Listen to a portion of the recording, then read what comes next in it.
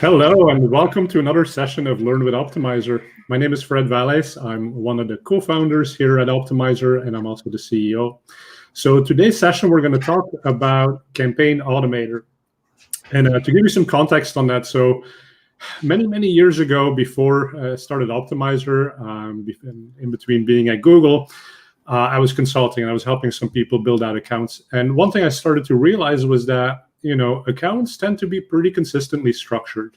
So especially if you have existing business data, product data, inventory data, even if you're home services and you have data about the cities that you operate in, the type of work that you do, say that you're a plumber, for example, and you'll fix toilets, you'll fix leaks, there's a list of things you do. And so what I came to realize was every time that I was building out a new account, I was manually going through the process and painstakingly building it in Google Ads. And that just didn't make sense to me. But I had been playing with scripts, okay? So I decided I could probably put together a script that would make this whole task so much easier. And so that's what I set out to do.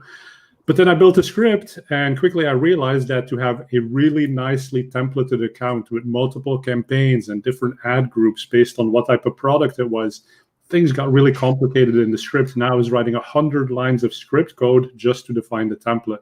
So we brought in one of our great engineers, our first engineer actually, and we decided to make it much better than a script. So that's what we're talking about today. So I want to bring in my co-panelists today. So Shashank Tiwari, our engineer, and Geetanjali Tyagi, our co-founder. How are you guys doing? Thanks for joining me today. So yeah, Shashank basically took this whole scripts approach for building out accounts and turned it into what became known as Campaign Automator.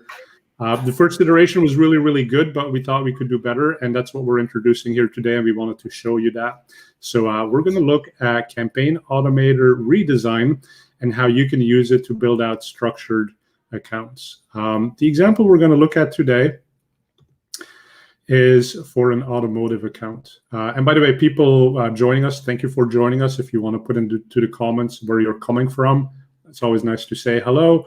That's also going to be your best way to ask us questions. And obviously, we have Shashank on the line, so any of the complicated questions that I can't answer, Shashank is there. And then Geetanjali is also going to share a little bit about exactly how this tool works in terms of pricing and subscription plans. This is actually a standalone tool, but built by Optmyzr, so the same people who brought you Optmyzr.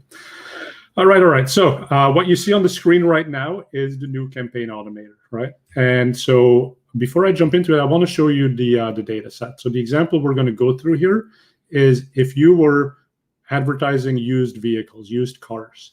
And again, this is an example for cars, but you could apply this to any sort of e-commerce. You could apply this to home services businesses, anything where you have structured data about the services that you provide or the products that you sell.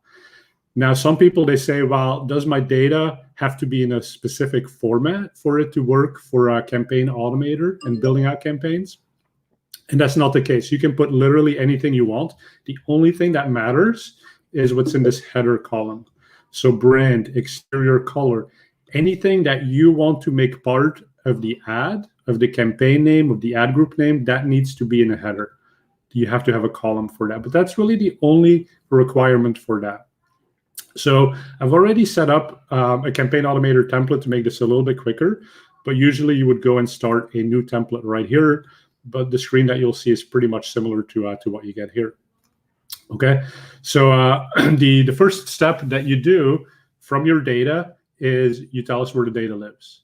And so in this case, we have a Google spreadsheet, which is really one of the easiest ways to connect it up. But you can also link in data from S3, so that's Amazon. You can have an XML file. You can have FTP.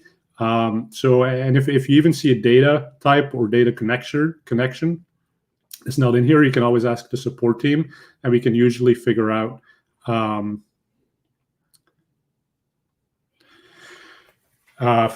to connect it. And sorry, some people are saying on the chat right there that there's a bit of a video delay. So that means I'll answer your questions 2-3 minutes late. Apologies for that, but we'll get to that. Okay, so I've connected up my Google Sheet through a URL right there. I can also pick the sheet on the spreadsheet from Google. And then the interesting portion right here is that you see these things. These are insertion parameters that are now available for Campaign Automator. So these are things you're going to be able to use to structure your campaigns, add groups, add texts, and keywords automatically. And notice that these things are all exactly the same as you see in the headers here. So brand, exterior color. Notice that if you look through this list, oh, did we change the data sheet?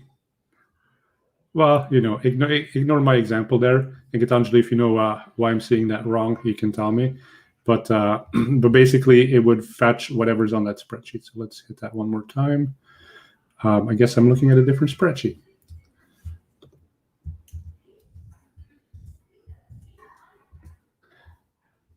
Okay, this is the spreadsheet I'm looking at. Oh, apologies for that. So here's the spreadsheet. So now index, color, make, model. So that makes more sense. So this matches up to these things. Okay, so anyway, you save that. And once you have that data source, the next thing that you can do is you can say which elements from that data source do you want to include in the automatic build out and the automatic refreshing of the account and the campaigns and everything. This is what the inventory is about. So let me show you the inventory. So I can say that I want to make sure that the make, which is a piece of text, is not equal to, and then whatever string. So that basically means that I'm going to be looking through the spreadsheet, and anytime the make is not Mazda, it's going to consider this piece of data for the automatic insertion into the structure. So that's what the inventory is about. Shashank, do you want to tell us quickly what these derived columns are all about? Hi. So one of the cool things that you can do with derived columns here is that most of the times the data in your feed is not always polished, right? So now you don't have to do anything extra to get your feed data and right format. All you can do is let us know, and here you don't have to insert any code or do anything. Now support where you can just get your data polished. What this means is, for example, let's say you want brand capitalized or certain spaces, or if you want to remove your currencies when you're dealing with something. So this is what derived columns is all about. And this just becomes like an extra header or extra column to you that you're using, like you're using brand or interior color or exterior colors.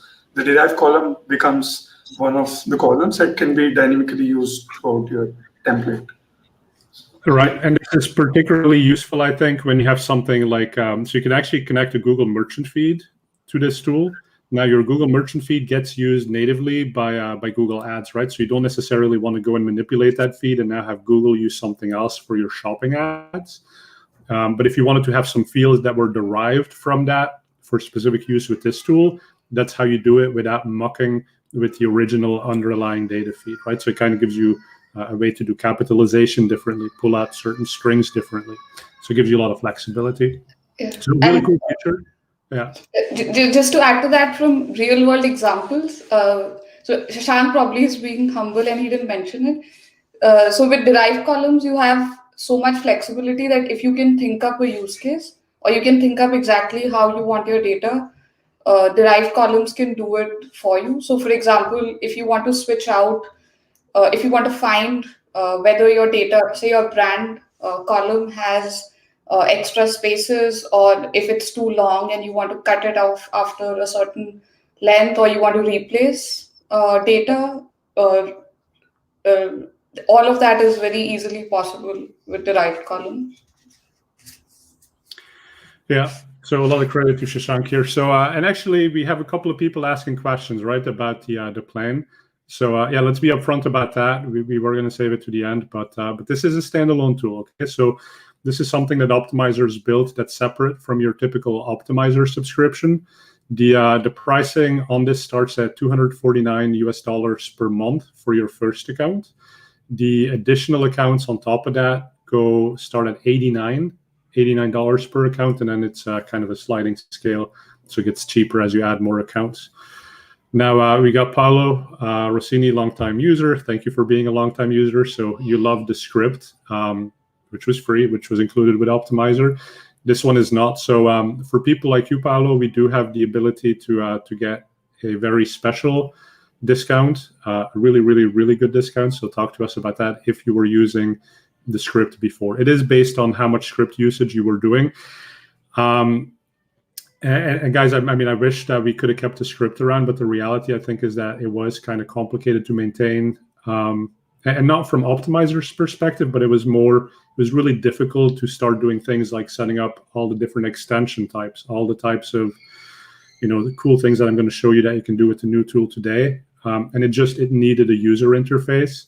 So we rebuilt the whole thing from the ground up. But yes, this tool had its origins, like I said, in that script, which was originally an enhanced script. So anyway, that's kind of on the pricing, but let's show you a bit more about the tool next. Okay, so we've talked about the derived columns. We've talked about the inventory. So now we get to the cool stuff. Now we get to decide how we're going to use this data that we have, right? So these different makes and models of cars, and how we're going to turn them into different campaigns. So I'm going to quickly delete this. So what you will do is you type in a squiggly bracket, and then it gives you a list of all the insertion parameters from that spreadsheet that you could use to build out your campaign. So if I wanted to have one campaign for every combination of the make and the model, I'll just type a space and another squiggly bracket and model. So this means for every make and model, we're going to have a different campaign.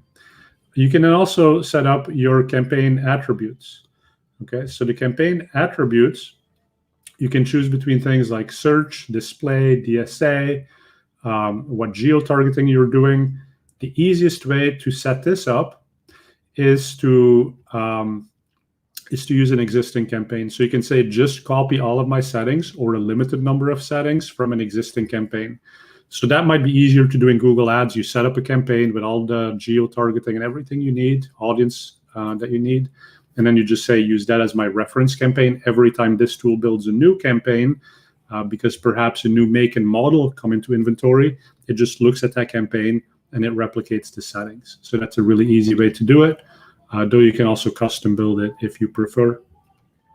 For these campaigns, you can attach them to negative keyword lists. You can make negative keyword lists on the fly, and you can add negative keywords to that from your template. Okay, so again, you can just type anywhere in the tool you want. You can type in a squiggly bracket, and you can say, okay, maybe we want to make a negative. This doesn't make a ton of sense, obviously, in this case, but you can make negative keyword lists anywhere that you want. And then you have campaign extensions. Campaign extensions are really cool because, again, through this insertion system, you can make site links, callouts, and price extensions. And Shashank, I think you had a thought you wanted to share on price extensions, right? So on this thing you can do is you can create multiple price items here, and Google expects a minimum of 3 price extension items. So as you can see, there's a plus icon which you can click and keep adding. So either you can use your dynamic data from the field, or you can just edit here. And the price item details you can see out below. What's the price from, what's the price qualifier, the header you'll be using, descriptions, final URL, etc. can be added here. Very cool. So so you can do these extensions. So we'll skip these, and then we'll get to the ad groups, right? So and again, to maybe back up. So with the campaign, so this is kind of unique from what the script could do. The script could only populate existing campaigns. This tool can make new campaigns as needed on the fly. So literally every time there's a new combination of make and model, it'll generate that campaign. Now in that campaign, it also needs to put in some ad groups with ads and keywords. So we've already made one here, and I'll show you what that looks like. Okay, so this is the ad group settings. You can give the ad group a name. Again, we've used insertion for this. We can set a bid. That bid could also be dynamically inserted from something on your data source. And then we come to setting up the keywords. So the keywords look exactly like this, and you can do different match types. You can duplicate them. So for example, Mazda Miata, that's probably not a great keyword because that's not dynamically generated. But let's take this one and duplicate it. And say we wanted to maintain keywords in all match types. Be very easy to do it like this. Or you can say, instead of making this say used, we're going to say, we'll call it for sale. And by the way, notice when I started removing the parentheses, it automatically knew that it now became a broad match. So if I make it a phrase match again, it puts those parentheses back. So it's pretty smart about how it works. You save this. And now we got 4 keyword templates for this ad group. We can do the same thing for negative keywords, but let's take a look at ads. Okay, so I've already set up an ad by default to make it a little bit quicker. But this is how it works. So it's a standard ad builder, but again, we're doing dynamic insertion throughout. Now we can make text ads, responsive search ads, call only ads, and there's a default ad. The default ad, this is the backup, right? So the problem is that if you have a text ad that you're dynamically generating, this may become too long because when the insertion happens, right? So when you do insertion, it might just exceed the character lengths from Google. And you don't really know that because this happens dynamically on the fly. If that happens, you would have a disapproved ad and the ad group could not run. That's why you generally want to have a default ad where you are much more conservative with using insertion so that you know it's always going to fit within the character limits that Google gives you. And let me cancel this so I don't lose my old ad and go back here. But the other thing that we wanted to point out was this. Okay, so we have this thing here priced from ad group minimum value price. Okay, it's a bit complicated, but luckily you don't have to know how to write this. So let me just do it here. So priced from, what we're going to do is we want to insert, in this case, the price. But we don't want to insert the price of the specific line on the spreadsheet that generated this ad. We're going to click on the arrow.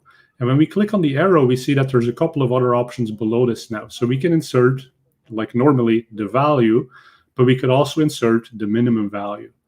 Now, when we say the minimum value, we have to decide, is it the minimum value of all of the inventory that's matched against this ad group, or that's matched against the whole campaign? So we can choose, but in this case, I'm going to choose the ad group. You can also do something very similar, which is how many units are available. Okay, so what we would do in this case, to get the count, we can actually fairly randomly, I believe, pick the any attribute. And then we can say the count of that at the ad group level. Okay, so now I can say 5 colors to choose from. And it's automatically going to insert that number here based on how many different color combinations exist for this ad group. Okay, so we save that. And then we can add extension. Yeah, go ahead, Geetanjali. And one quick thing to add here is that what makes this so cool is as your feed gets updated, this data will also get updated. So if the cheapest car sold out, then now the system will automatically update it to show the price of the next cheapest car. And similarly, if your inventory went from 5 to 3, that will also get updated in your ads automatically without you doing anything. Yeah, that's right. And so Geetanjali also brings up a good point. So what I'm showing you here is sort of the initial build out. But this tool, most people who use it, they run it automatically on a daily basis. And so every day goes through the inventory and everything gets updated. And Shashank, in a minute, you can explain to us what happens after you start manipulating this campaign and these accounts, and say maybe using Optmyzr to find negative keyword ideas or change bids. Maybe you can tell us in a minute how it kind of keeps the two things nicely in sync. But yeah, so finally we have ad extensions, right? So we have campaign level extensions. We also have ad extensions. I'm going to skip these. I'm going to save my ad group. And now it's time to go and take a look at what we've built. So we click the save and preview button here. And now it's generating a sample account. So it says basically we will have 5 campaigns. And here are the names of those different campaigns. And remember, we said it's a combination of the make plus the model. So if we look back for a second at our spreadsheet, so we're going to look for BMW, Volkswagen. So you can see there's a Volkswagen Golf. There's a BMW 325i. Actually, there are 2 of those. Prices 9,000 and 10,000. Again, this is sample data, right? I'm not going to sell you a car, a BMW, for that cheap. But so you go back here. So now you can look at the ad groups. Okay, so we have an ad group, BMW 325i. It's in this campaign. We can delve deeper. We can go into the keywords. So now, it's just taking a minute to think about that there. Okay, so in this BMW campaign, the ad group for the 325i, these are the 4 keywords that we would have. Okay, and then finally we have the ads. So the price from 9,000. Yes, sorry, and I guess I kind of put my ad text together. So it's priced from 9,000, and there are 2 colors to choose from. So anyway, Shashank, you probably need to put that on 2 lines. That might be a little bug right there. But yeah, there you go. So we've automatically done the insertion, and we've gone through that and done it literally for every single vehicle that you have in that inventory. And again, keep in mind, this is not just for vehicles. This is for anything you can sell. E-commerce products can also be for services. We're going to make some demo videos that show different verticals, travel, jobs, everything like that. If you have a specific request for a vertical you want us to do a demo for, we're happy to do that for you. But yeah, that's basically how this tool works. So, and then from this point, obviously, if you're happy with this, how this looks, you say, I'm going to apply this to Google Ads, and then you're going to get the option to also automatically refresh it. And at that point, we are automatically managing and creating all of those campaigns for you from your structured data feed.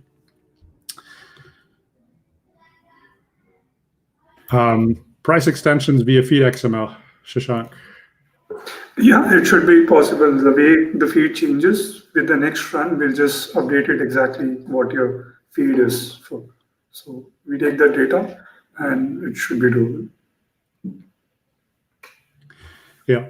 So good. So yeah, if anyone's interested in giving this a try, there is a free trial.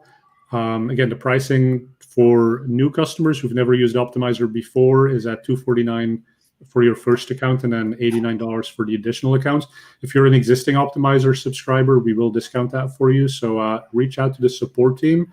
We'll show you the pricing for it. We'll take your data feed and we'll set you up with that trial so you can try that for yourself. Shashank, now the other question that people might have, what happens after you've built out, this beautiful campaign and, say, especially with the keywords, right? So you got all these keywords, but you use an Optmyzr tool and you discover some new keywords that should be added, and you go and manually add those directly in Google Ads, or maybe you use Optmyzr to add those. What happens the next day when the tool runs again? Is it going to leave those keywords or get rid of them? So one of the good things that Campaign Automator does is whatever you're specifying in the template and what template creates, it does not touch anything outside of it. So let's say you have manually changed something, added your keywords, or use another optimization tool and did some changes. This will not change those keywords or ads or anything that has not been created by this template, right? So we keep it such that the scope remains in whatever you're dealing with, whatever the feed data has been given, and we just do that. And to quickly add to that, another point is the way you use inventory mostly is one of the good use cases is that, let's say you have created your campaign structure, ads and everything using a feed, and now an inventory is auto stock, right? You can just put an inventory condition that if this is in stock, only then created. Otherwise, what it does is on next runs, once you automate this template, it will automatically check and see what is not in stock. It will pause it, and the moment once it's back in stock from the feed, it will pick up and again enable it. So usually, if there's something that you want to work on seasonal or only on weekends, so it will automatically manage all of those for you. It just pauses what is not matching in the feed, and what comes back in the feed, it will just create or enable it accordingly. So what you see in the feed, we create it and maintain your campaign and make sure that it's in sync with inventory. And one other thing to add on that is, and that I think is probably more specific to automotive. So even if a listing disappears from your feed, we treat it as being out of stock. So if an ad was running for that item, the system will pause it because it's no longer part of the feed. Right, and then we have a question. So how do you make sure that the ads go to the correct landing page for that specific product? So Elisabetta, I'm going to show that to you right now. So I've gone back into the ad group, and in the ad group, that's where you have the ads. So I've got my existing ad. I'm going to edit that one and show you. So the final URL here is partly static. Obviously, that's your website. And then after the queue, that's when it starts putting in some dynamic parameters. So it's dynamically inserting the make and the model. Now, the other way that I've seen people do this is they will take their data set, and they might actually put the specific landing page right here. And, you know, whatever very specific landing page it is, that's then what gets pulled out. But if you're able to construct a landing page dynamically from the data that's already on here, so for example, from the VIN or the unique ID or the SKU number of the product, that is another way to pull that, to construct the landing page URL without having to specifically put it into your spreadsheet. And that's actually a really important point too for everyone. So I've seen some early advertisers, they were using the spreadsheet to basically construct something which was like headline 1, headline 2, URL, and they were using all the Excel and spreadsheets logic to try and construct the full headline in here. And that's totally fine, right? So then you could say in the tool, I'm just going to pull in whatever value is already in the field headline 1. But you don't have to do that. The beauty of the tool is that you can do all of the concatenation and figuring out the highest value, the lowest value, the count. All of that can be done directly, natively in the tool. So you don't have to construct everything ahead of time to be able to work with it. So what I really recommend is that you take your existing data and bring that to us, and let's do a test and see what we can build with it, right? Let's see how we can put that together into a nice template that works for you. Fred, another really cool use case I've seen for the URL construction is, so in e-commerce, you're not necessarily going to be advertising each. So for example, if you're selling t-shirts, you're probably not advertising each single t-shirt. So you can construct a URL for the category, and it can actually take you to a page which shows you all t-shirts for a specific brand. So even though you don't have that specific URL in the feed, it is possible to run those ads as well. So to build category level campaign. Exactly. And so I've only shown one ad text in here, but we could certainly duplicate this. And then we could say, well, one of them I'm going to test the specific product page, and the other one maybe I'm going to test the category page and see which one ends up converting better. Yeah, so I like that concept. Shashank, anything else that's particularly cool that we may have missed? Hey, how about that new interface around it? That's kind of cool. I think people haven't seen that before. But so that left bar navigation, that is to come soon across all of Optmyzr. So this is the first tool where you're going to be seeing that. So nice work on that too. All right. So I'll let people go. We're very close to time here. The other point that I quickly want to make is, if we look at the data set, right? So sometimes people get a little bit confused by how do we decide what goes into which ad group. And so remember the example I just did. I said color and make were the dynamic insertions for the campaign level. And literally what that means is the tool looks at this first line and it says, oh, the make and model is BMW 325i. So it looks for a campaign with that name. And if that campaign doesn't exist, it makes it. Later on, when it comes to line 9 and it says, oh, again, it's BMW 325i, there's already a campaign for that. So whatever ads and keywords I'm going to make, they're going to be within that same campaign. Now, if you wanted to make one ad group for every single vehicle within that, you could say VIN becomes my ad group. That's the dynamic insertion I do for ad group. So we're still within the context of the campaign. So this says this has to be in the BMW 325i campaign. And now we have 2 unique VINs. Actually, they're not. I've accidentally duplicated them. But basically, it would make an ad group every time you find a new VIN within that campaign. And so that's how you do the structuring, right? You just say, what is the insertion that I want to use? You could also say, I want to make a campaign for the different makes, right? So with Ford, you can see we have two different models, but they're all the same make. So now you'd have a campaign that's Ford, and all your Mustang and Explorer keywords and ad groups would go in that same campaign. So probably what you want to do in that case is you want to say the ad group is going to be the model. Okay, so that means now I've got my Mustang keywords and my Explorer keywords nicely separated. And it's a bit of a mental leap sometimes for people to sort of figure out how that works. But honestly, the best way to see it is to test it out on your data set. And I think you'll get the hang of it pretty quickly. Yeah, and just to confirm, so a couple more questions here. But yeah, every time you add new lines to the feed, new campaigns and everything else are automatically created. So this does run on a schedule. Shashank, you want to talk about the schedule for a minute?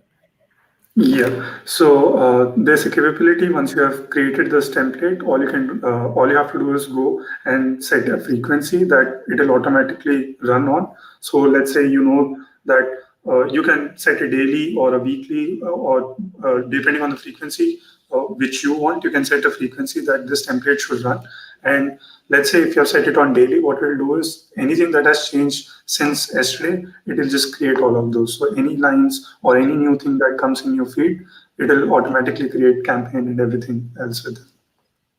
Exactly. And so, Elisabetta, if you made some new lines on the spreadsheet and you wanted to instantly get those reflected in the account, you could, of course, come to your template, regenerate a preview, and then apply that to your account.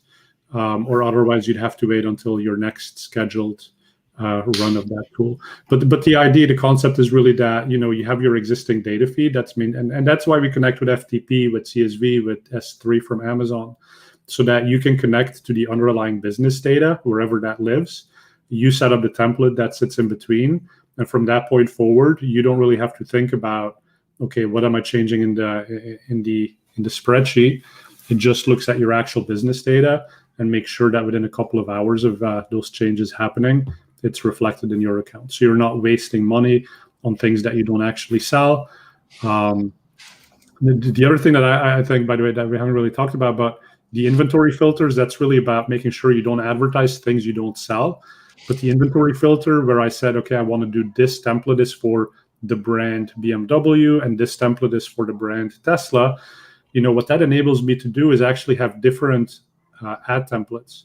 So if the brand is Tesla, maybe I'm going to focus the ad text more on electric cars and how far they can go and how cheap it is to fill them with electricity.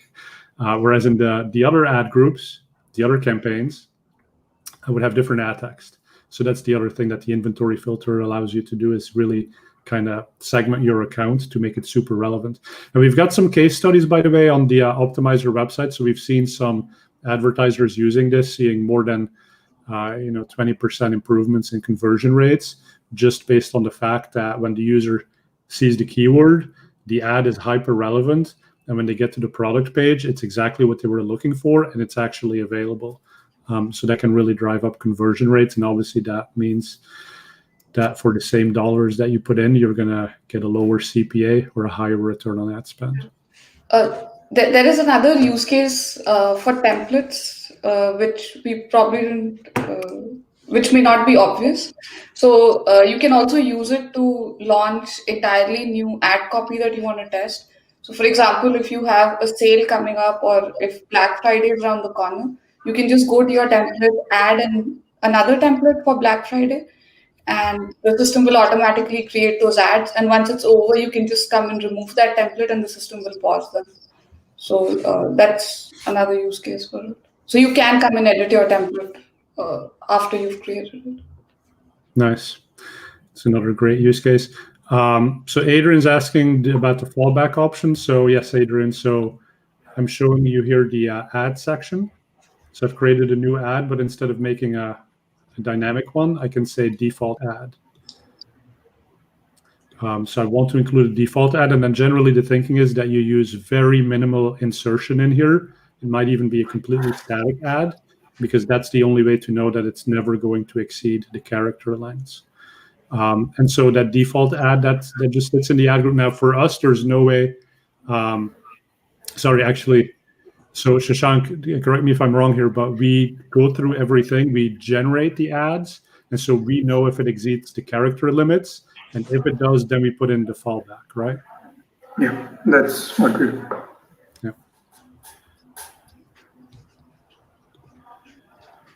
Cool. Okay, well, thanks for all the questions. Thanks for checking this out. Email support@optmyzr.com if you want to know more about this. We'll be putting a lot more videos about different use cases with the new interface on, but Shashank, thank you for building this. It looks amazing. So much easier to use than back in the days of the script. So thanks everyone for watching. If you want to watch us on PPC Town Hall, that's going to be happening Wednesday, 1 week from now. We're going to be focusing on e-commerce, and we have special guests from Google on that call, and we also have another frequent PPC Town Hall panelist who's with an agency who's going to be there to provide some balance against what Google might say about e-commerce and shopping ads. So can't wait to do that session. That's the Wednesday after this. So thanks for watching, and we'll see you on the next one.